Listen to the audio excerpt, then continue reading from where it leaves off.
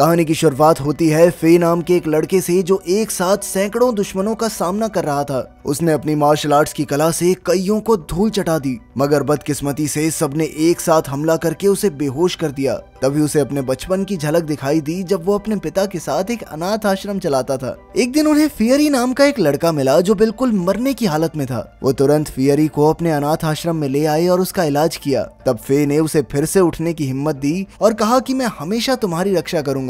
इसके कुछ सालों बाद देश का काफी मुश्किल दौर शुरू हो गया। जगह जगह क्रांति, युद्ध, गरीबी और दुश्मनों के हमलों की वजह से आम लोगों का बहुत बुरा हाल था। व्यापारियों के लालच के कारण सैकड़ों मजदूर समुद्र में मारे जाते थे। इसके बाद हम हांगपू नाम की जगह को देखते हैं जहां ब्लैक टाइगर और नॉर्थ सी नाम की गैंग्स का बोलबाला था। वहां के सट्टेबाजी, नशे और कोठों के व्यापार पर ब्लैक टाइगर गैंग का कब्जा था। इन व्यापारों को संभालने का काम मास्टर लुई के 3 बेटों के पास था, जिनका नाम था नॉर्थ ईविल, ब्लैक क्रो और ओल्ड स्नेक। फिर मास्टर लुई ने नए सिपाहियों को भर्ती कर लिया और कहा कि उनमें से एक को वो गोद लेकर अपना चौथा बेटा बनाएगा। इन सिपाहियों में से एक फे भी था। जब वो सब मास्टर लुई से मिले तो उसने सबके सामने एक गद्दार आदमी को बेरहमी से मार डाला। इससे वहां मौजूद सभी लड़के हैरान रह गए, पर फे के चेहरे पर एक शिकन तक नहीं आई। इसके बाद उन सबको एक कप दिया गया और फिर मास्टर उसमें उबलता हुआ पानी डालने लगा। इतने गर्म पानी को कोई सिपाही सहन नहीं कर पाया, मगर फे ने उंगलियां लाल होने के बावजूद भी कप पकड़े रखा।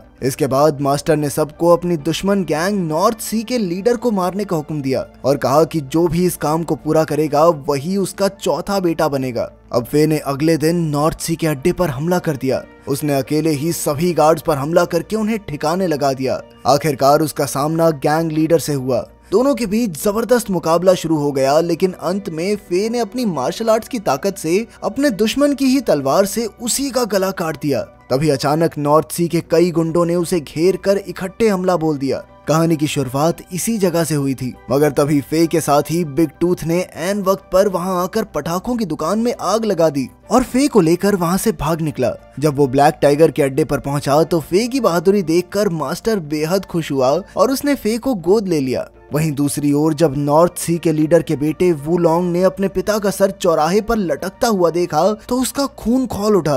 अब उसने अपने पिता के कातिल का खात्मा करने की ठान ली थी। उधर जब फे की हालत सुधरी तो उसे गोद लेने की रस्म में टैटू बनवाने को कहा गया। तब टैटू बनाने वाले ने फे को बताया कि ब्लैक टाइगर गैंग का एक खुफिया खजाना है जो सिर्फ 2 अलग अलग चाबियों से खुल सकता है। ये चाबियां इस वक्त मास्टर के बेटे ब्लैक क्रो और ओल्ड स्नेक के पास थी। मास्टर का बेटा बनने के बाद फे ने अपनी फौज के साथ नॉर्थ सी गैंग के इलाके पर हमला कर दिया। इस युद्ध में उनकी जीत हुई, मगर न जाने कैसे वुलोंग वहां से बचकर भाग निकला। इसके बाद सभी लोग फे की इज्जत करने लगे और उसने गैंग को संभालने का जिम्मा उठा लिया। फे ने अपनी देखभाल के लिए ऑर्किड नाम की एक लड़की को रखा था जो शायद उसकी बचपन की दोस्त थी। एक शाम वो अपने बाकी भाइयों के साथ खाना खाने बाहर गया। हर कोई उसकी काबिलियत से खुश था, मगर नॉर्थ एविल उससे जलता था। उसने फे से लड़ाई करने की बहुत कोशिश की, पर फे ने उसे नजरअंदाज कर दिया। फिर अगले दिन मास्टर लुई के अंग्रेज साथियों ने उससे 300 गुलामों की मांग की। तब मास्टर ने अपने गुंडों से कहकर जबरदस्ती 300 लोगों को गुलाम बना दिया।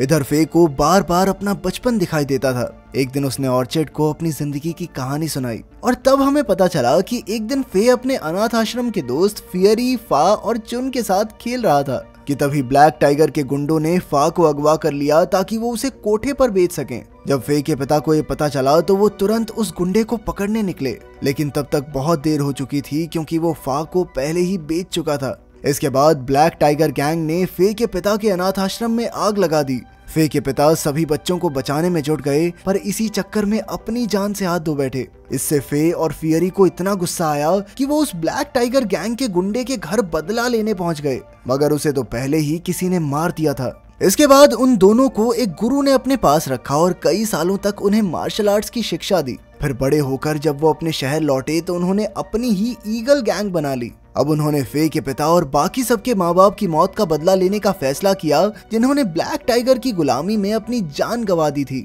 तब से फे ब्लैक टाइगर गैंग का हिस्सा बनने की कोशिश करने लगा। ऑर्चिड ने तवायफ होने का नाटक किया और वहीं फियरी और चुन ईगल गैंग को बढ़ाते रहे। तब हमें ये पता चलता है कि फे ब्लैक टाइगर गैंग में इसलिए शामिल हुआ ताकि वो उसे अंदर से खत्म कर सके। जल्द ही फे ने सारी जानकारी इकट्ठा करके ईगल गैंग तक पहुंचा दी। आखिरकार इतने सालों की प्लानिंग के बाद अब वो अपने मंसूबों को अंजाम दे सकेंगे। एक दिन फियरी, चुन और उसके साथियों ने मिलकर ओल्ड स्नेक पर हमला कर दिया। फिर वो उसे एक सुनसान जगह पर ले आए और उसे तड़पा तड़पा कर मार डाला। इसके बाद चुन ने उसकी जेब से चाबी निकाली और उसकी डुप्लीकेट बनाकर वापस रख दी। फिर रात को उन्होंने एक संदेश के साथ ओल्ड स्नेक की लाश ब्लैक टाइगर के अड्डे पर पहुंचा दी। उस पर लिखा था कि सबको अपने बुरे कर्मों का फल मिलेगा। ये देखकर मास्टर का दिल दहल गया, पर उसने देखा कि चाबी सुरक्षित थी।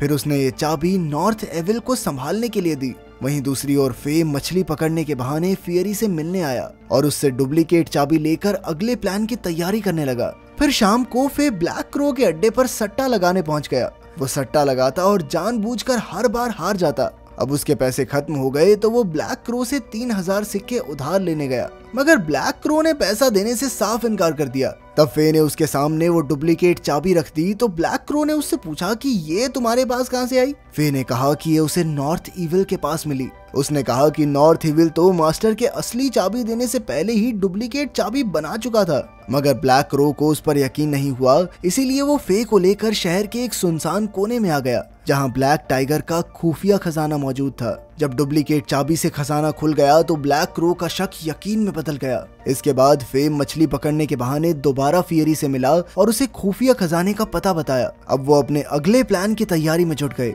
अगली सुबह चुन कपड़े धोने वाली का भेष बनाकर फे के घर पहुंच गई। वो यहाँ पर उसे अगले प्लान की तारीख की खबर देने आई थी। खैर उस रात मास्टर ने फे को अपनी तलवारों का कमरा दिखाया, पर तभी अचानक उनके दुश्मन वुलोंग ने उन पर हमला कर दिया। जल्द ही दोनों गैंग्स में जबरदस्त जंग शुरू हो गई। फे ने वुलोंग का मुकाबला किया और मास्टर लुई ने गुंडों को संभाला।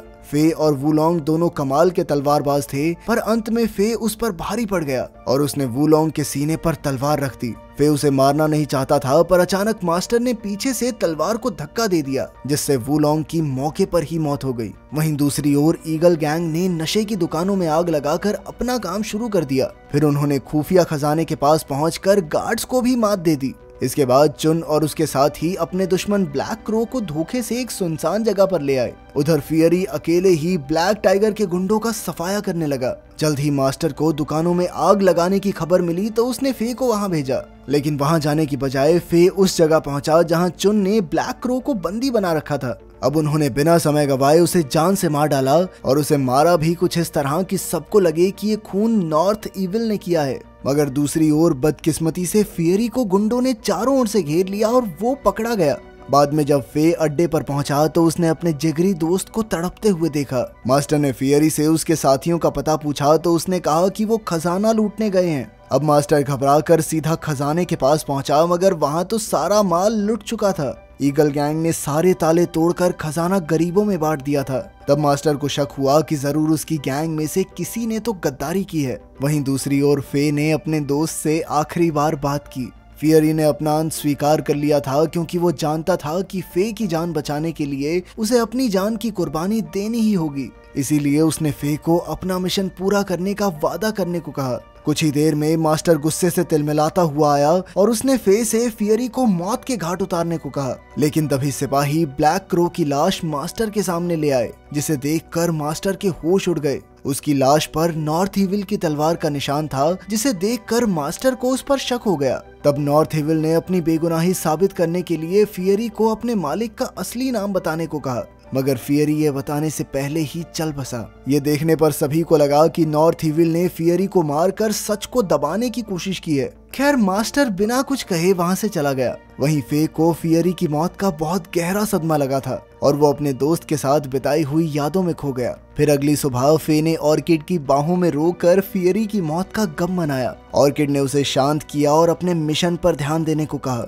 ऑर्किड ने बताया कि उसके दिमाग में एक प्लान है, मगर वो प्लान है क्या उसने फे को बताया नहीं। फिर रात को ऑर्किड अपनी एक सहेली के साथ नॉर्थ इविल के पास गई। नॉर्थ इविल मालिश करवा रहा था तो ऑर्किड ने उसे कहा कि वो उसे फे का राज बताना चाहती है। ऑर्किड ने खुलासा किया कि फे ने ही खजाने पर हमला किया था और वही ब्लैक क्रो और ओल्ड स्नेक का कातिल है। फिर उसने बताया कि मेरा असली नाम फा है और मुझे बचपन में ब्लैक टाइगर के गुंडों ने कोठे पर बेच दिया था। ये कहकर उसने नॉर्थ इविल का विश्वास जीत लिया और उसके करीब आने लगी। तभी अचानक उसने अपने बालों की सुई निकालकर उस पर हमला कर दिया, मगर नॉर्थ इविल भी इतनी जल्दी झांसे में आने वाला नहीं था। उसने फा का गला दबाया और उसे पानी में डुबोकर बड़ी बेरहमी से मार डाला। इसके बाद वो उसकी सहेली की ओर बढ़ा, जो कोई और नहीं बल्कि चुन थी। चुन ने अपना चाकू निकाला और एक ही झटके में नॉर्थ इविल को मार गिराया। अगली सुबह फे और चुन ने अपनी ईगल गैंग के साथ फियरी और ऑर्चिड को दफन करके श्रद्धांजलि दी। इसके बाद फे ने ऐलान किया कि अब असली जंग छेड़ने का समय आ चुका है।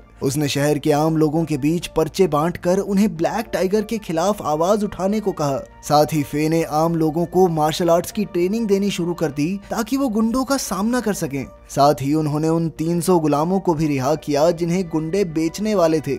अब पूरा शहर फे के साथ था और वो सब मिलकर एक साथ ब्लैक टाइगर के अड्डे पर हमला करने आ पहुंचे। फे खून खराबा नहीं चाहता था, इसीलिए उसने मास्टर लुई को अकेले मुकाबले के लिए ललकारा। मास्टर राजी हो गया और फिर फे ने बिल्डिंग में जाकर चारों ओर आग लगा दी। इसके बाद आग के बीच ही उन दोनों में जबरदस्त लड़ाई शुरू हो गई। वो दोनों युद्ध कला में माहिर एक से बढ़कर एक थे, पर जब आग ज्यादा बढ़ गई तो उन्हें फट्टों पर लड़ना पड़ा।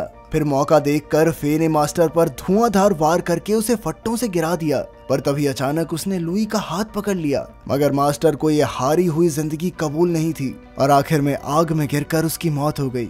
आखिरकार हांगपू शहर गुलामी से आजाद हो गया और फे की गैंग ने सबको उनके हक का काम और पैसा दिया। अंत में फे ने एक नया मार्शल आर्ट स्कूल खोला और यहीं से हांगपू शहर में शांति और खुशी की शुरुआत हुई। अगर वीडियो पसंद आई तो लाइक कर देना, चैनल को सब्सक्राइब कर देना। मिलते हैं अगली वीडियो में।